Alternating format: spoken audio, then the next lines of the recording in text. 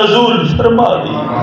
اپنی برکتوں کا نزول فرما دے، اپنے پیارے نبی صلی اللہ علیہ وسلم کی زیارت شفاعت مالک قبر میں بھی عطا فرما، کل کی قیامت کے وقت بھی عطا کرنا، اور مالک سیدہ کائنات کی چادر تطہیر کا صدقہ اے مالک اس فیضان کو تا صبح قیامت جاری رکھنا، اے مالک اس کو جاری و ساری رکھنا، میرے مرشد کریم کے فیضان کو تا صبح قیامت اللہم زد فزد و بارک مالک اس میں اضافہ بھی فرما اور برکتوں سے بھی بالا مال فرما دے۔ رب ارحمہما، آئیے دعا کر رہی ہیں، بس یہ آخری الفاظ یہ میں فقط دعا ہی کے لیے حاضر ہوا ہوں، آج کوئی تقریر مقصود نہیں ہے، نہ تقریر ہو سکتی ہے، بس صرف یہی باتیں آپ سے التجا کرنی ہے کہ آپ نے یہی دعا کرنی ہے، اللہم اجعل قبرہا روضۃ من ریاض الجنہ، مالک ہماری امی جی کی قبر کو جنت کے باغوں میں سے ایک باغ بنا دینا، مالک جنت کے باغوں میں سے ایک باغ بنا دینا، اللہم اجعل قبرہا روضۃ من ریاض الجنہ۔ اہلیان چنگا شریف سن لو، میں پوری ذمہ داری سے اپنے پیارے نبی صلی اللہ علیہ وسلم کا یہ ارشاد پیش کر رہا ہوں، میرے کریم نبی نے قبر کی حقیقت سے پردہ اٹھا کر فرمایا، میرے امتیوں، اللہ کی وحدانیت کو ماننے والوں، میری رسالت پر ایمان رکھنے والوں، قبر کی زندگی پہ ایمان رکھنے والوں، یوم آخرت پہ ایمان رکھنے والوں، سن لو، قبر یا تو جنت کے باغوں میں سے ایک باغ ہے اور حفرۃ من حفر النار، یا یہ جہنم کے گڑھوں میں سے ایک گڑھا ہے۔ ہم تو سمجھتے ہیں کہ قبر ہر کسی کی ایک جیسی ہے، ہم تو مٹی کے ذروں پہ سلا کے آتے ہیں، لیکن میرے کریم نبی نے جب پردہ ہٹایا تو فرمایا لوگوں سن لو، یہ قبر جس میں تم دفن کر کے آتے ہو یہ جنت کے باغوں میں سے ایک باغ ہے، اور میرے پیارے نبی صلی اللہ علیہ وسلم نے فرمایا کہ جب کوئی جنتی جاتا ہے قبر میں، اللہ کریم فرشتوں کو ارشاد فرماتی ہے وَلْبِسُوهُ مِنَ الْجَنَّةِ، یہ جو دنیا سے کفن والا لباس پہن کے آیا ہے نا، یہ تو دنیا کا لباس ہے نا، یہ ساری زندگی میری رضا کے لیے زندہ رہا۔ لوگوں سن لو، دعا بھی کر لو، آج سید زادی کی درجات کی بلندی کی دعائیں کرنے آئے ہو، اللہ اس کے فیضان سے ہمیں بھی یہ سوچ اور فکر عطا کر دے کہ جیے تو اپنے رب کی رضا کے لیے، آمین ثم آمین۔ کوئی بھی کام کریں، کسی یتیم بچے کے سر پہ ہاتھ پھیریں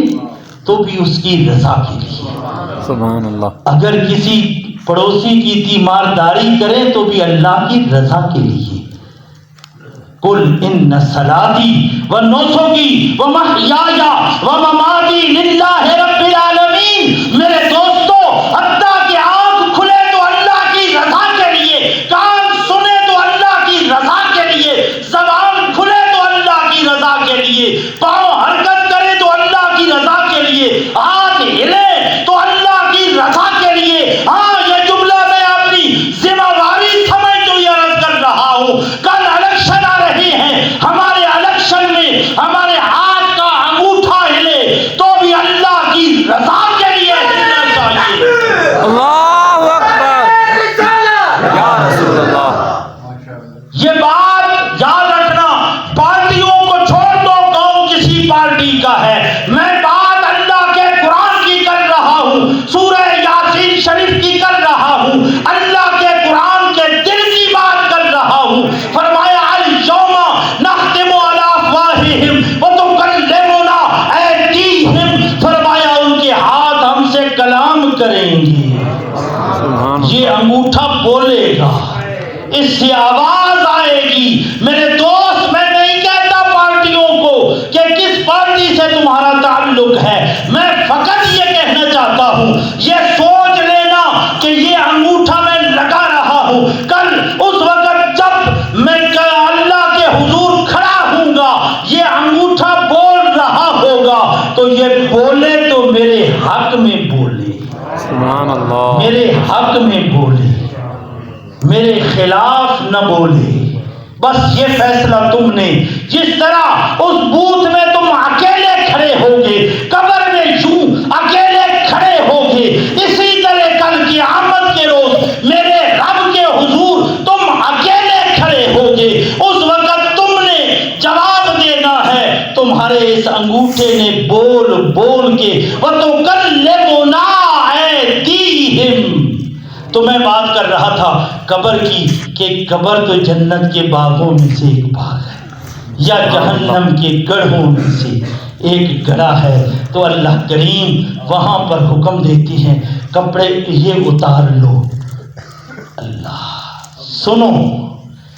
سنو، ہم تو مرنے کے لیے دعائیں مانگتے ہیں، مالک کب کرم ہوگا، کب کرم ہوگا۔ قبر کوئی عام سی چیز ہے، فرمایا کہ یہ کپڑے اتروا کر جنت سے دلہن جیسا لباس پہنایا جاتا، سبحان اللہ، جنت کا لباس پہنایا جاتا ہے۔ وَالْبِسُوهُ مِنَ الْجَنَّةِ، ہم تو مٹی کے ذروں پہ سلا کے آتے ہیں۔ میرے کریم نبی صلی اللہ علیہ وسلم نے فرمایا کہ اللہ کریم کی طرف سے فرشتوں کو حکم ہوتا ہے وَفْرِشُوا لَهُ مِنَ الْجَنَّةِ، اس کے سونے کے لیے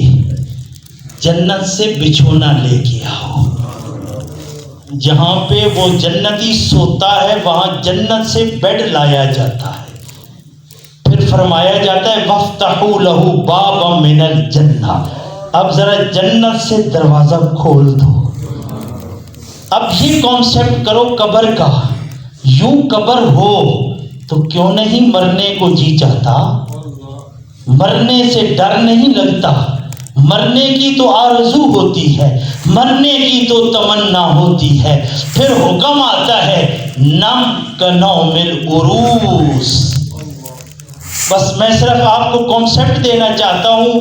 ہم بھی اپنے بچوں کی شادیاں کرتے ہیں، نئی دلہن گھر لاتے ہیں، اس کے لیے کمرہ تیار کرتے ہیں، اس کے لیے دلہنی عروسی لباس ہم بھی بناتے ہیں، بچھونے بچھانے کے لیے بیڈ ہم بھی خوبصورت سے خوبصورت قیمتی سے قیمتی لگاتے ہیں، وہاں پر کمرے کو سجاتے ہیں، ڈیکوریشن کرتے ہیں۔ ارے سوچو تو صحیح، آج قبر کا جو منظر میں دے رہا ہوں، میرے کریم نبی نے ارشاد فرمایا کہ بندے مومن کی قبر یوں ہوتی ہے، جنت کا باغ ہو، کس کا جی نہیں چاہتا جانے کو، جنت کا لباس پہننا ہو، کس کا جی نہیں چاہتا پہننے کو، جنت سے لگایا گیا بیڈ ہو، کس کا دل نہیں کرتا سونے کو۔ نم کا نوم العروس، فرمایا جاتا ہے اے رات سردی کی ٹھنڈی راتوں میں سونے والے سو جا، جس طرح کے نئی نویلی دلہن سوتی ہے۔ تو ہمیں یقین ہے ہماری ماں کی قبر تو ایسی ہوگی، یقیناً ہوگی۔ وہ چادر تطہیر کا صدقہ سیدہ کائنات کی شہزادی ہے، سیدہ کائنات کی بیٹی ہے، تو ان کے لیے تو یہی ہوتا ہے۔ آئیے یہی دعا کر کے التجا کرتے ہیں، اے مالک کائنات، ہم سب کا آنا یا اللہ اپنی بارگاہ میں منظور و مقبول فرما، اور ان سیدوں کا صدقہ ہماری زندگی بھر کے گناہوں کو معاف فرما، اور اے مالک کی جتنے خدماء ہیں، جتنے خادم ہیں، ان کی خدمت کے ایک ایک لمحے کو، ایک ایک پل کو قبول و منظور فرما۔ وما علیہ الا البلاغ۔